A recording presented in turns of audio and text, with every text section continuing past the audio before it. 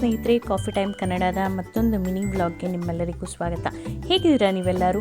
ತುಂಬ ಜನ ನನಗೆ ಇನ್ಸ್ಟಾಗ್ರಾಮಲ್ಲಿ ಮೆಸೇಜ್ ಮಾಡಿ ಕೇಳ್ತಾ ಇದ್ರಿ, ನಾನು ಲಾಸ್ಟ್ ಇಯರ್ ಗಾರ್ಡನಿಂಗ್ ಅಪ್ಡೇಟ್ಸ್ ಯಾಕೆ ಹಾಕಿಲ್ಲ ಅಂತ ಹೇಳಿಬಿಟ್ಟು. ಸೊ ಅದರ ಅಪ್ಡೇಟ್ಸ್ನ ಒಂದು ಸಣ್ಣದಾದಂಥ ಒಂದು ವಿಡಿಯೋ ಮಾಡಿ ನಿಮ್ಮ ಜೊತೆ ಶೇರ್ ಮಾಡೋಣ ಅಂತ ಹೇಳಿಬಿಟ್ಟು ಈ ವಿಡಿಯೋ ಶೇರ್ ಮಾಡ್ತಾ ಇದ್ದೀನಿ.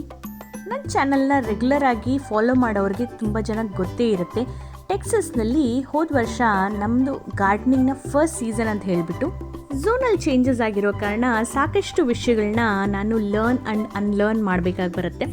ಅದರ ಜೊತೆಗೆ ಸಾಕಷ್ಟು ಎಕ್ಸ್ಪೆರಿಮೆಂಟ್ ಸಹ ಮಾಡಬೇಕಾಗಿ ಬರುತ್ತೆ. ಫಸ್ಟ್ ವರ್ಷ ಯಾವಾಗಲೂ ಒಂದು ರೀತಿಯಾದ ಲರ್ನಿಂಗೇ ಜಾಸ್ತಿ ಇರುತ್ತೆ ಅಂತ ನನಗನ್ಸುತ್ತೆ. ಇಷ್ಟು ವರ್ಷ ಕ್ಯಾನಡಾದಲ್ಲೇ ಬೇರೆ ಥರ ಇತ್ತು. ಅಲ್ಲಿ ನನಗೆ ಯಾವ ಪ್ರಾಬ್ಲಮ್ಮು ಆಗಿರಲಿಲ್ಲ. ಸಮ್ಮರ್ ಅಂದಿದ ತಕ್ಷಣ ಸುಮ್ಮನೆ ಸೀಡ್ಸ್ ಹಾಕಿದ ತಕ್ಷಣ ತುಂಬಾ ಬ್ಯೂಟಿಫುಲ್ಲಾಗಿ ಪ್ಲಾಂಟ್ಸ್ ಎಲ್ಲ ಬೆಳೀತಾ ಬಂತು. ಆದರೆ ಇಲ್ಲಿ ತುಂಬಾ ವಿಷಯಗಳು ಚೇಂಜಸ್ ಆಗುತ್ತೆ, ಯಾಕಂದರೆ ಟೆಂಪ್ರೇಚರ್ ವೇರಿಯೇಷನ್ ಇದೆ. ಇಷ್ಟು ವರ್ಷದ ಗಾರ್ಡನಿಂಗ್ ಬಗ್ಗೆ ನಂಗೆ ಗೊತ್ತಿರೋ ಮಾಹಿತಿ ಎಲ್ಲನೂ ಚಳಿ ಪ್ರದೇಶಕ್ಕೆ ಸಂಬಂಧಪಟ್ಟಂಥ ವಿಷಯಗಳಲ್ಲಿ ನನಗೆ ಮಾಹಿತಿ ಇತ್ತು. ಆದರೆ ಇಲ್ಲಿ ಬಂದ ಮೇಲೆ ಕೆಲವೊಂದನ್ನು ನಾನು ಕಲಿತು ಅದನ್ನು ಇಂಪ್ಲಿಮೆಂಟ್ ಸಹ ಮಾಡಿದೆ. ನೀವು ವಿಡಿಯೋದಲ್ಲಿ ನೋಡ್ತಾ ಇರೋ ಹಾಗೆ ಸ್ವಲ್ಪ ಮಟ್ಟಿಗೆ ನಾನು ಸಕ್ಸಸ್ಫುಲ್ಲು ಆದೆ. ಸ್ಪ್ರೌಟಿಂಗ್ ಆಯಿತು, ನಾನು ಅದನ್ನ ಪ್ಲ್ಯಾಂಟ್ ಸಹ ಮಾಡಿದೆ. ಕೆಲವೊಂದು ಗಿಡಗಳು ಅಂದರೆ ಪೀಸ್ ಮತ್ತು ಬೀನ್ಸ್ ನಾನು ಹೋದ ವರ್ಷ ಹೇಗೆ ಹಾಕ್ತಾಯಿದ್ನೋ ಅದೇ ರೀತಿ ಇಲ್ಲಿ ಹಾಕಿದಾಗ ಹೂವು ಬಂತು, ಕಾಯಿ ಬಂತು. ಆದರೆ ಕಾಯಿ ಬಂದು ದೊಡ್ಡದಾಗೋ ಅಷ್ಟರಲ್ಲಿ ಅದು ಒಣಗೋಗ್ತಾ ಇತ್ತು. ನಮ್ಮ ಮನೆ ಬ್ಯಾಲ್ಕನಿಯಲ್ಲಿ ಒಂದು ಕಡೆ ತುಂಬಾ ಬಿಸಿಲು ಬೀಳುತ್ತೆ, ಇನ್ನೊಂದು ಕಡೆ ಪಾರ್ಷಲ್ ಸನ್ ಅಂತ ಹೇಳ್ತಾರಲ್ಲ ಆ ಥರ ಸ್ವಲ್ಪ ಮಟ್ಟಿಗೆ ಬಿಸಿಲು ಬೀಳುತ್ತೆ.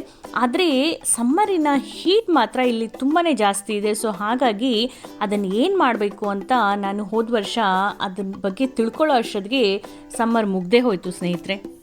ಸೊ ಈ ವರ್ಷ ನಾನು ಇನ್ನೂ ಸೀಡ್ಸ್ ಹಾಕಿಲ್ಲ.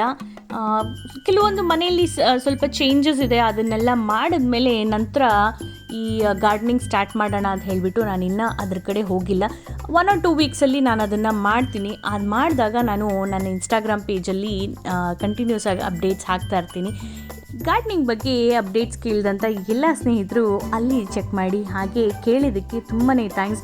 ನನ್ನ ಗಾರ್ಡನಿಂಗ್ ವಿಡಿಯೋಸ ನೀವು ಇಷ್ಟು ಮಟ್ಟಿಗೆ ಫಾಲೋ ಮಾಡ್ತೀರಾ ಅಂತ ತಿಳಿದಾಗ ನಂಗೆ ತುಂಬಾ ಖುಷಿ ಆಯಿತು. ಇಡೀ ಗಾರ್ಡನಿಂಗಲ್ಲಿ ಹೋದ ವರ್ಷ ನನಗೆ 2 ಬೀನ್ಸು, ಒಂದೇ ಒಂದು ಬಟಾಣಿ ಕಾಯಿ ಸಿಕ್ಕಿದೆ. ಅದ್ರ ಜೊತೆಗೆ ಒಂದು 4 ಪೊಟ್ಯಾಟೋಸ್, ನನಗೆ ಬೇಬಿ ಪೊಟ್ಯಾಟೋಸ್ ಸಿಕ್ತು. ನೀವೇನಾದರೂ ಟ್ರೈ ಮಾಡಿರೋಂಥ ಟಿಪ್ಸ್ ಇದ್ದರೆ ನನ್ನ ಜೊತೆ ಶೇರ್ ಮಾಡ್ಕೊಳ್ಳಿ. ಮುಂದಿನ ಸಂಚಿಕೆಯಲ್ಲಿ ಭೇಟಿ ಆಗೋಣ. ಅಲ್ಲಿವರೆಗೂ ಖುಷಿಯಾಗಿರಿ, ಖುಷಿನ ಹಂಚ್ತಾ ಇರಿ. ಬಾಯ್.